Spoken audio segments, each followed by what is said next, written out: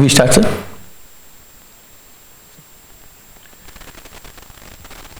Good morning, all.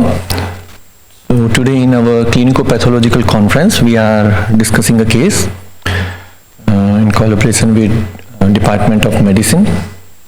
So I request Dr. Gopal to start discussing clinical part of the case. Thank you, Dr. Abhishek. Good morning to all my seniors, colleagues. So today we will be discussing an interesting case. A case which started with a small prick. A 65-year-old lady, resident of a village in Bardmer, presented to, she didn't exactly present, she was at her home, and she felt a small nab beneath her right toe. And when she examined, she found that there is a wooden small peg there which is causing this, and when she removed this, there was bleeding. Naturally, it was a very minor event, nothing significant, and everything was okay. But she applied some homemade emollients and everything, and the things were okay. But by the next day morning, the toe was painful. And what she was expecting,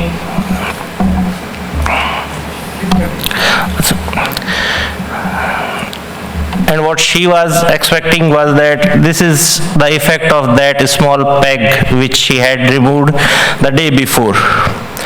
So in spite of taking her medications, the pain persisted. The pain was there, and gradually by 3 days, the toe began to change color. Now the toe began to change color, and she sought help from the medical professionals. So at this point of time, she was concerned and wanted to seek help from a higher center, and the patient came to the emergency. Late evening, the patient reached emergency of AIIMS Jodhpur. Here she was diagnosed as gangrene of the right toe. She was diagnosed as gangrene of the right toe. So the thing which started from a small prick beneath the toe has progressed within 3 or 4 days to gangrene of the toe. She was concerned, and finally she went amputation of the toe and discharged with analgesics and antibiotics and advised for a follow-up on the next visit.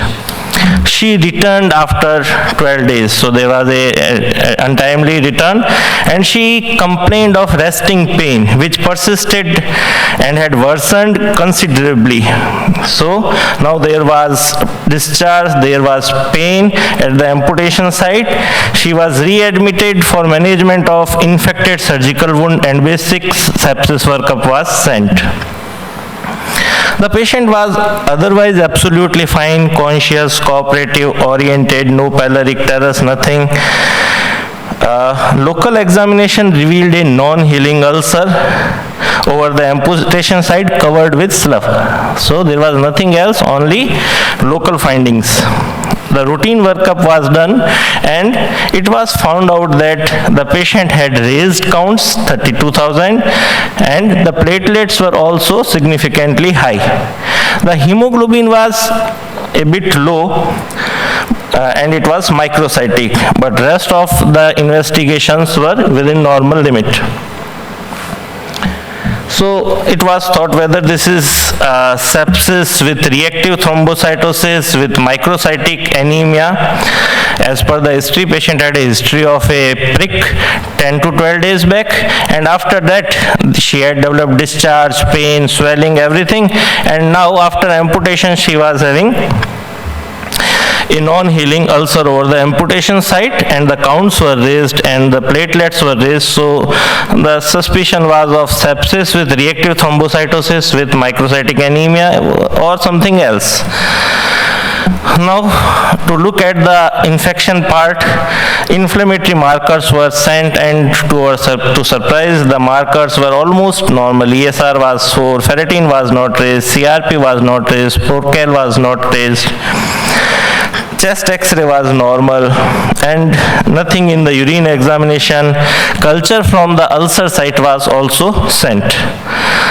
From the culture, Klebsiella oxytoca grew and it was sensitive, and based on this picture, cephalosporins with debridement, dressings, IV analgesics, rehabilitation, everything was planned and done. But when we are looking at this, we are seeing that there is a persistent high counts. There is a persistence of raised platelets. So looking at this, opinion was sought, and when the USG of this patient was done, Pandora's box opens and we find that there is right kidney is small in size with altered ecotexture, and eccentric echogenic plaque is seen in the aorta with few echogenic strands projecting into the lumen. So a floating thrombus in aorta was seen. So this was a new thing, and it was planned that the patient would go CT angiography. So CT angiography of the patient was done, and CT angiography was suggestive of a floating thrombus in the infrarenal aorta, and there was focal right renal artery ostial occlusion, and we can see that there was a bland thrombus, a prominent bland thrombus extending from the main portal vein till the portal vein confluence. So we are seeing that there is venous thrombosis, there is arterial thrombosis, a major thrombus, floating thrombus in the infrarenal aorta. So now here we were like pinpointing towards the source that most likely this infrarenal thrombus has embolized to the toe, and we are also seeing that the posterior tibial artery is also showing occlusion. So the posterior tibial occlusion may have caused this ischemic ulcer. The iron studies also showed iron deficiency, anemia, and all the other investigations were within normal limits. So at this point of time, our diagnosis was kind of an infrarenal floating thrombus with venous thrombus with a embolic involvement of the lower limb, and the right toe was involved.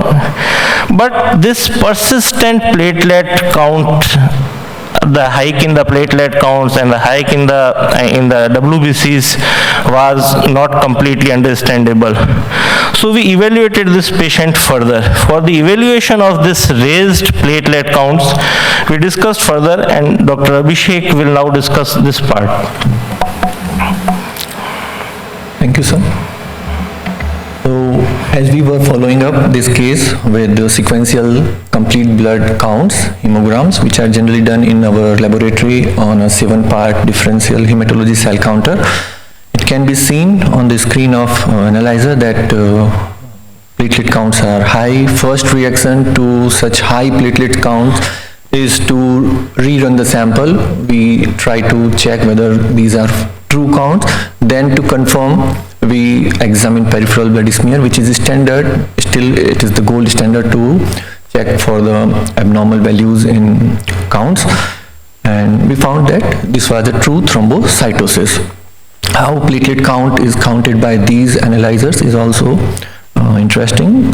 This is a picture of Wallace Coulter, who was an American electrical engineer, inventor, and businessman who first laid down the principle of particle counting.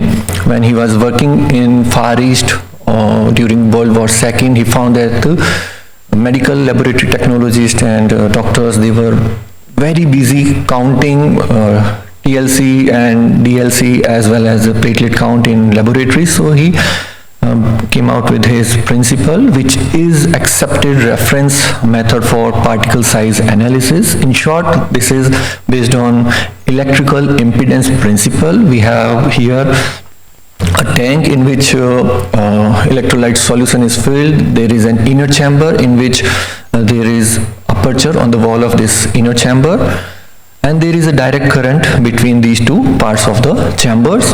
Whenever a particle is passing from outer chamber to inner chamber, part of electrolyte solution is displaced, and an impedance is generated that causes a formation of pulse. The number of pulses would give us counts of such cells which are passing through these apertures, and height of the pulse gives us an idea of the size of the particle.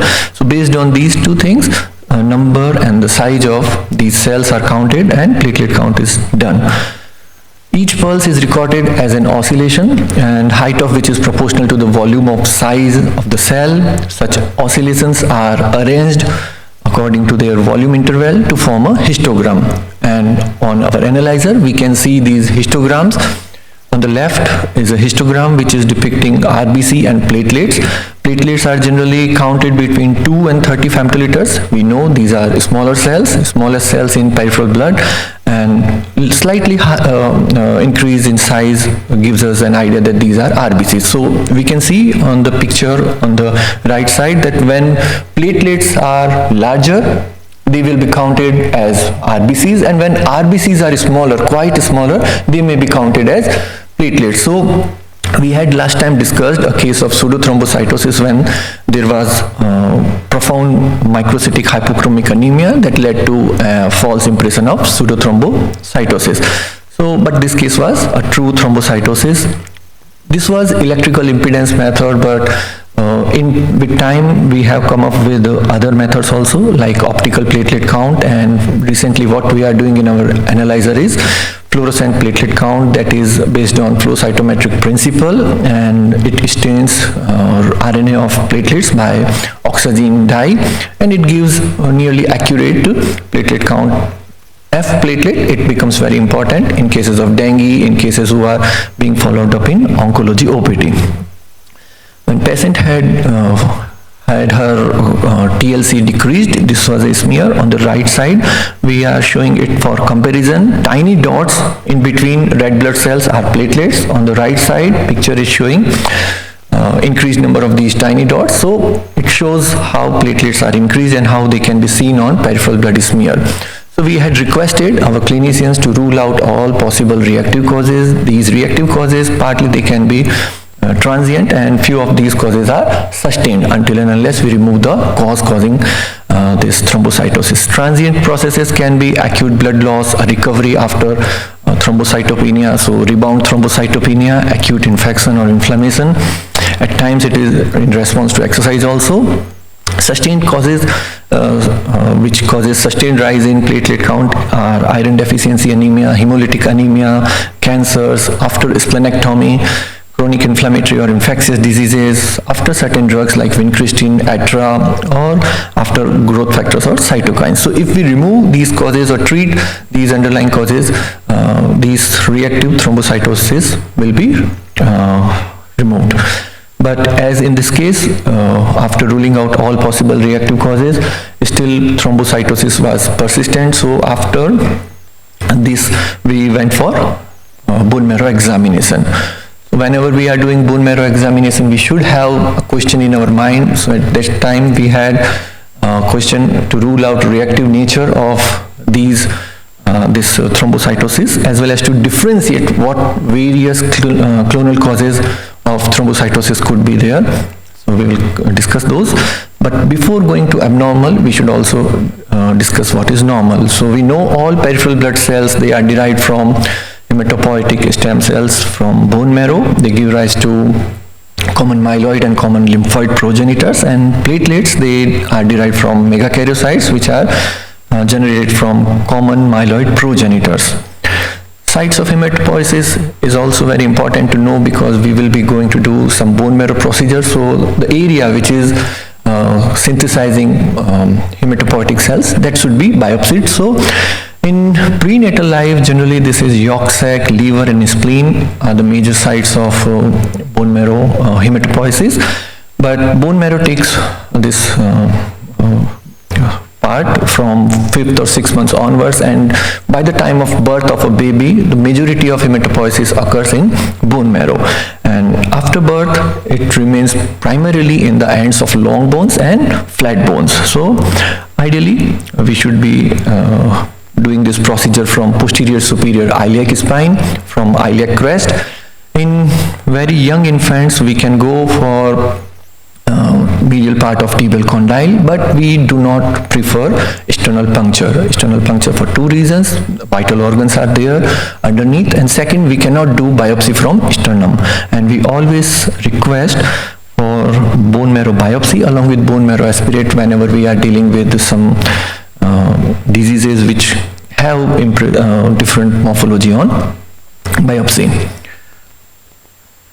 What we get on bone marrow aspirate, we request to provide us such tongue-shaped smears which have also particles in them, adequate bone marrow biopsy. Bone marrow biopsy is required for making touch imprints. So with bone marrow aspirate and bone marrow touch imprints, we look at cytological details, and with bone marrow biopsy, we look at architecture of bone marrow and cellularity of bone marrow, and many diseases like lymphoma deposits, metastatic deposits, or at times granulomatous inflammation are generally picked on bone marrow biopsy. So for touch imprint as well as for these focal pathologies, we require bone marrow biopsy.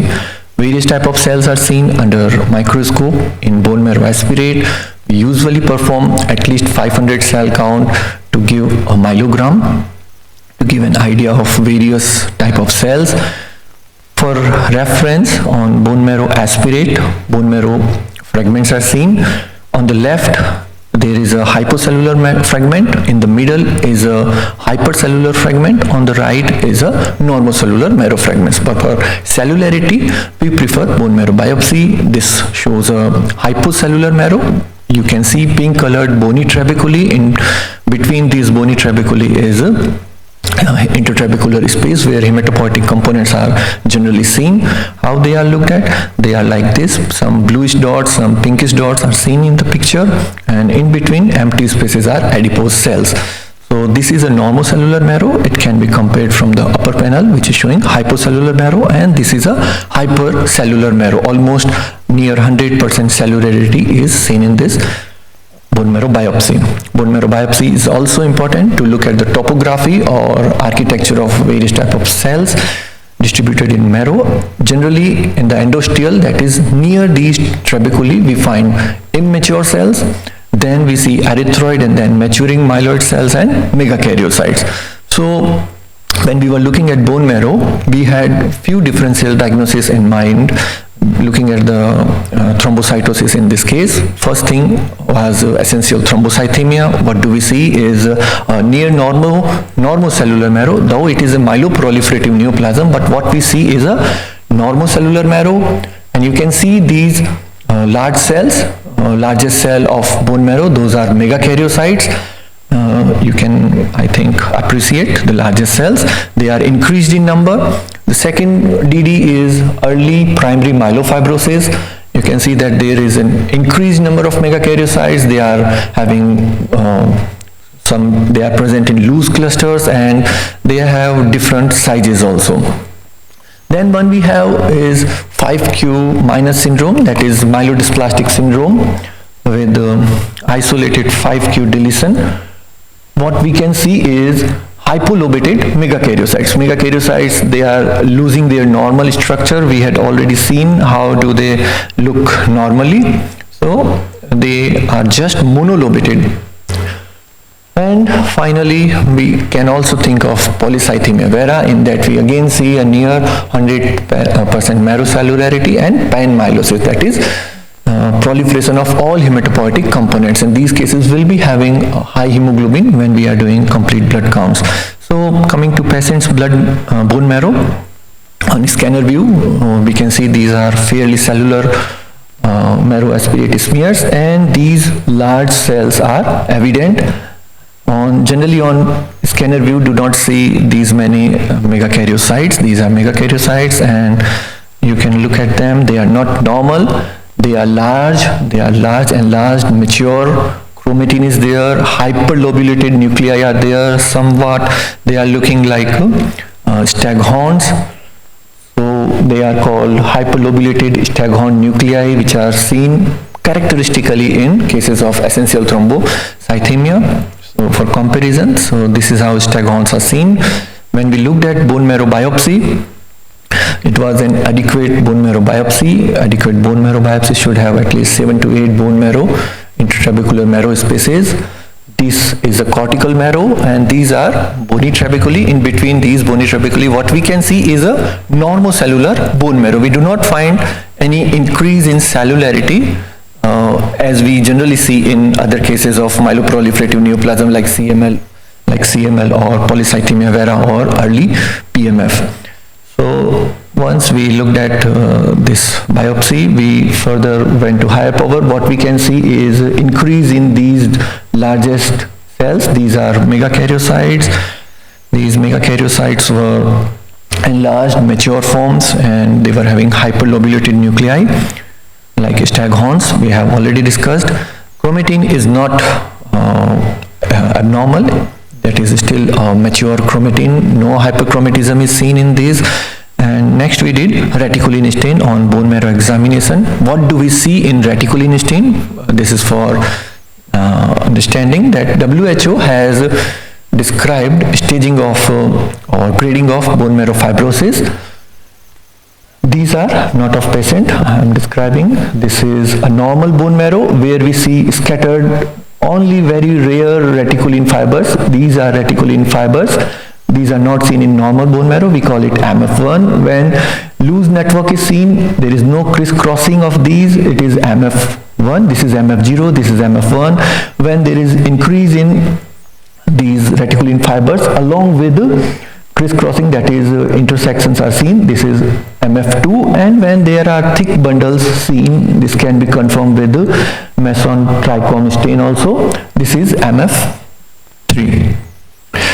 So in our patient, what we could see, majority of the areas were not showing increase in reticulin fibers. Focally there was a loose network of reticulin evident, so we graded it as MF1. And after this, molecular study was also done. BCR-ABL1 was negative and JAK2 V617F mutation was detected. So generally we start any myeloproliferative neoplasm evaluation with BCR-ABL1 mutation, then we go ahead for other mutations like JAK2, calreticulin, MPL, and when these are not found, some uncommon mutations are also looked for. So if we look at 2016 WHO criteria for essential thrombocythemia, there are major criteria and minor criteria. We require all 4 major criteria for diagnosis of essential thrombocythemia, or first 3 major criteria and one of the minor criteria is required. So what is required? We require a sustained platelet count more than 450,000 per microliter. Second, bone marrow morphology, which should be characteristic as has been seen in our case. That is proliferation of megakaryocytes, which are enlarged, increased and mature with hypersegmented nuclei. No increase in neutrophils and granulopoiesis, and at the max we should have grade 1 reticulin fibrosis, not more than grade 1. We have to rule out WHO criteria for BCR-ABL1 chronic myeloid leukemia, polycythemia vera, primary myelofibrosis, myelodysplastic syndrome and other myeloid neoplasms. As we have done BCR-ABL1, that was negative, patient was not having high platelet count, was not having high hemoglobin values.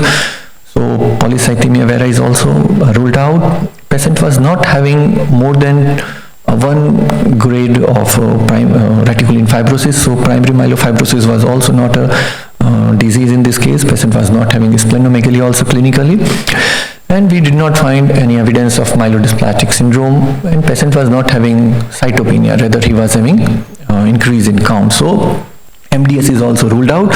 So 1, 2 and 3 criteria are fulfilled. In criterion 4, JAK2 mutation was also identified. So all 4 major criteria for diagnosing essential thrombocythemia are met. So we gave a diagnosis of myeloproliferative neoplasm, essential thrombocythemia. What are myeloproliferative neoplasms? These are clonal hematopoietic stem cell disorders which are characterized by proliferation of one or more of myeloid lineages whose origin is from a single hematopoietic cell, that is hematopoietic stem cell, and most of these are associated with abnormalities which encode either cytoplasmic or receptor tyrosine kinase. In 2016 WHO classification, they have identified following myeloproliferative neoplasm. First is chronic myeloid leukemia, which should be investigated first before moving to any other, because there is a morphological overlap between various myeloproliferative neoplasms and there is a targeted therapy for CML. So this is a priority diagnosis. If it is not, then we work up for other diagnosis. Other myeloproliferative neoplasms are chronic neutrophilic leukemia, polycythemia vera, primary myelofibrosis, essential thrombocythemia, chronic eosinophilic leukemia, and unclassifiable MPN. Just to tell you a little bit about JAK2 mutation, the picture is of, on the left side is of William Dambek, who was a Russian by birth. In 1951, he gave a theory of chronic myeloproliferative disorders, in which he had clubbed on one side chronic myeloid leukemia and other non-CML myeloproliferative neoplasms under one umbrella. And after say around 54 years, JAK mutation was identified in these disorders, which gave a link between all these non-BCR-ABL CML myeloproliferative neoplasms. It is named as Janus kinase mutation. Janus is a Greek god which has double head, which is a sign of beginning as well as ending. In this JAK also, there are various domains. The first and the second domain, they work in opposite directions, so it was given this name.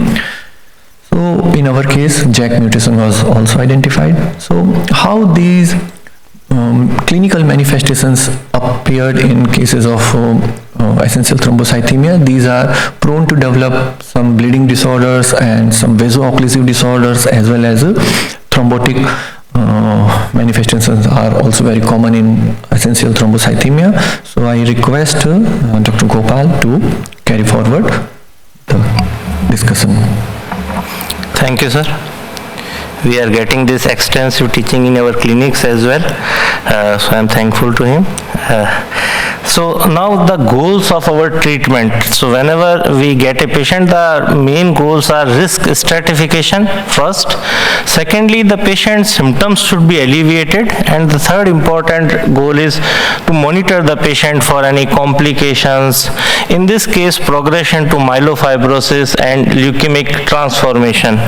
So for this stratification, we are basically looking at age, presence of mutation, and thrombosis. So the presence of a thrombosis will straight away put the patient in high risk. Age more than 60 is also a strong risk factor, and JAK mutation will also increase the risk. Also with this, we have to see the cardiovascular risks. Looking at our patient, he was in a high risk group. So looking at all these things, finally we have to see that not every patient with essential thrombocytosis with a raised platelet counts needs to be treated. If there is a low or very low risk, there is no need to treat for any cytoreductive therapy. If JAK2 mutation is positive even in low risk or vasomotor symptoms or cardiovascular risk is there, we have to give only low dose aspirin. If vasomotor symptoms are there in high or intermediate risk, then also only aspirin. If venous thrombus is there, then add anticoagulants, and cytoreductive therapy is to be added. So in cytoreductive therapy, hydroxyurea forms the mainstay of the treatment. So hydroxyurea dose is 15 milligram per kg, and our target is to keep platelet count below 4 lakh. There are various adverse effects of hydroxyurea which must be known, like mucocutaneous toxicity, oral ulcers, hyperpigmentation, transaminitis, anemia, neutropenia. The other options like anagrelide and pegylated interferons have limited use because of the cost toxicity profile, and they have equal or poor efficacy as compared to hydroxyurea. Plasmapheresis is reserved for cases which fail to respond to hydroxyurea or there is threatening organ dysfunction. So in our case, we can find that it is a high risk case. The patient was started on hydroxyurea, which will be discussed by Dr. Abhishek later. So in the medical, there are various studies on this, and the medical management of a large aortic thrombus in a young woman with essential thrombocytosis. There are also other studies which show There are also other studies which show renal involvement in essential thrombocytosis with acute renal infarcts. Also, there are renal failure in bilateral thrombosis in renal arteries and veins. There was a extensive study in 1995 on essential thrombocytosis, in which it was shown that it is an underemphasized cause of a large vessel thrombosis. So it is usually we think that only portal vein and its collaterals are involved more commonly, but there are various studies which show that arteries and large arteries can also be involved, causing renal dysfunction, renal infarct as a presentation of essential thrombocytosis. So we should always consider myeloproliferative disorders in our differentials whenever we are finding patients with multiple venous and arterial thrombosis or raised platelet count, and not only pin it on the reactive thrombocytosis. Now this will be further discussed by Dr. Abhishek. So before we conclude, I would like to emphasize 2 points, how this case would be followed up. What next in this case is complication post-essential thrombocythemia. Myelofibrosis can develop after due course of time, and generally this is an indolent disorder, does not affect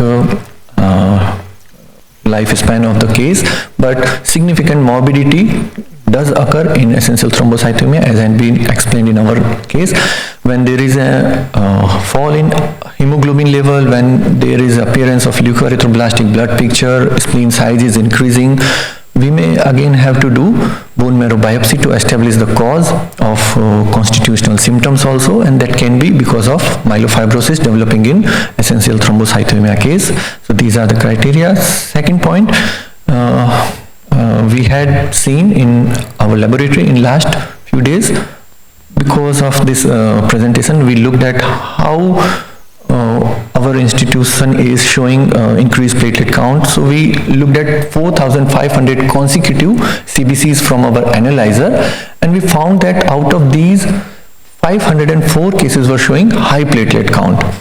If we look at the categories, more than 4 lakh, because the normal range is 1.5 to 4 lakh per microliter. So more than 4 lakh counts were seen in 500 cases, and out of these, what we can see is more than 5 lakhs was seen in 188 cases, that is 37% of all cases, and there were 5 cases which were showing more than 10 lakhs count. So many of these cases might have been missed or maybe missed, but I think we can do we can have an aggressive approach and look at the various reactive causes, rule out these reactive causes, and work up for myeloproliferative neoplasm, because they do carry significant morbidity. So I would conclude this discussion with acknowledging Dr. Ramkaran Chaudhary, who was a primary surgeon in this case, Dr. Rangarajan for giving us inputs from radiology, and our senior resident, Dr. Adhiraj Singh, Dr. Manali, who is a hematopathology fellow, and junior residents, Dr. Rasmi, for following up the case, and Dr. Nagarjun, who did a small study of 4,500 cases in last few days. Thank you.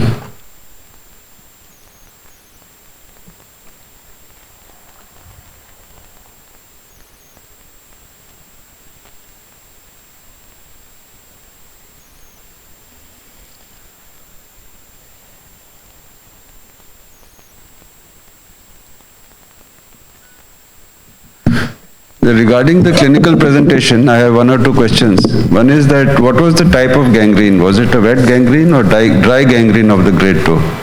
And second, what were the findings of the examination of the peripheral vascular system in the lower limb? Thank you so much, sir. I was expecting this question.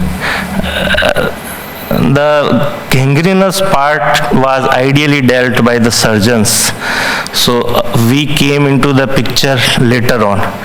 So what I can think was most likely it may be a dry gangrene, but I have no conclusive ideas first. And at the time of examination, when we examined the patient, the peripheral pulses were very feeble, but I must admit that that was at least 15 days after the initial scenario. So I am not very, I cannot convincingly say what was the initial presentation, so it will be hard for me to comment on that.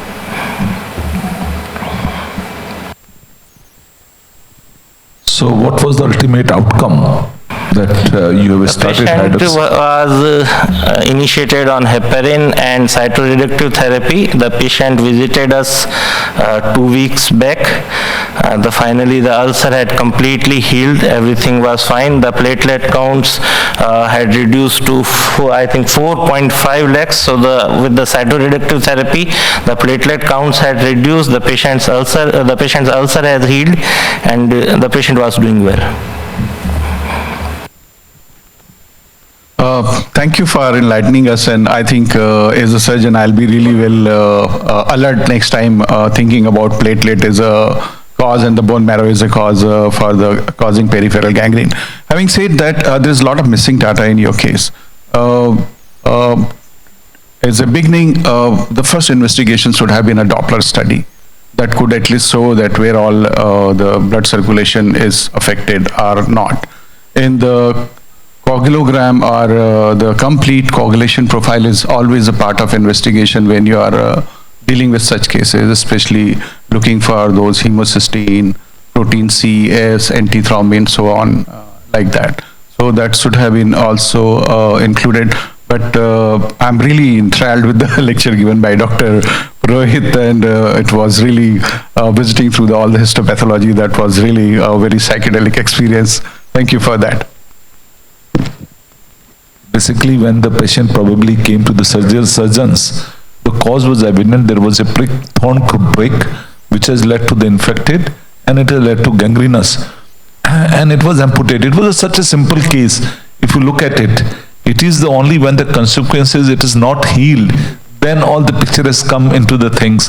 So probably what you are telling the initial stage, it should have been investigated, but it was never thought of. That is the main thing. I think what Dr. Puranik is stressing on is, I think it's a very relevant point what sir has said, that if you see a patient of gangrene, whether there is an obvious thing of an infection and something coming, one must not forget to do the basic examination. You start from your dorsalis pedis, move up to your tibials to the femorals, because usually if you have a thorn prick, you will not land up with a gangrene. If you've got a thorn prick infection, the body would heal itself, would not lead to a gangrene. So it's a very unusual thing that it's leading to gangrene. The purpose of these meetings and discussion is that when we come to these unusual presentations and cases, they make us wise also. And in the future, whenever we see these patients, as Dr. Puranik has said, I think we'll all keep this in mind that yes, have a look at the pulses, look at what is happening, look at the blood profile. Even if the creatinine is raised, or there can be so many other things that one could do. One could have increased creatinine with the person. One should have also thought of something else. But hindsight is always the best sight. And I think it's a wonderful presentation, and we've all been quite wise listening to you.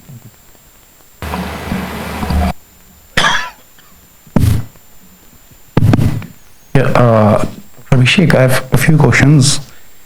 Like, unrelated to the case, when you analyze the data of the institute, like patients having more than 4 lakh platelet count. So these are like you explained, when there is an anemia, the counters can count the smaller cells as platelets. So do you think that these may be also having lot of percentage contribution from actually microcytic anemia? Yes. Second question is that in many times when there is anemia, we usually assume that thrombopoietin and erythropoietin, some cross reactivity may happen, and up to a certain cutoff, thrombocytosis may be because of. So how much cutoff should we keep in mind that in an anemic patient, this much raised platelet may be just because of reactivity? Yes, sir. As you are saying, this was just a data collected from consecutive CBCs. There might be some repeats also. Yes, there are many cases in which microcytic hypochromic anemia can contribute to this thrombocytosis. But if we look at usual hemograms, it is quite common to have mild thrombocytosis, that is between 4 lakh to 5 lakh. It's very common, sir. So it's not uncommon to see this much of thrombocytosis in hospital setting first. Second, once we rule out reactive causes, then and if we treat, for example, iron deficiency anemia, it is a very common cause. As you are saying, there is a molecular homology between erythropoietin and thrombopoietin. It has been postulated that this is the reason behind increased platelet count in anemias, but it is not fully validated, but it is thought like this only. So this is the reason. But once anemia is treated, most of reactive thrombocytosis is normalized. So it goes back to normal range. So in criteria we have, like, if this thrombocytosis is persistent for say around 3 months, then only, and after ruling out reactive causes, then only we start working up for myeloproliferative neoplasm. But many a times we don't know, we look at the snapshot of a movie, so rather than waiting, we should be a little proactive, sir. Just a bit of announcement, information. I think we have a lecture scheduled at 1 o'clock. Dr. Gangwar, how to be a great doctor. I request and everybody, all the faculty, residents, everybody to join and attend the lecture. It's at 1 p.m. It was scheduled initially at 12 p.m. It's been rescheduled to 1 p.m. So everybody is required and requested to attend the same. And please pass this information to your colleagues, your fellow residents, and also to the students.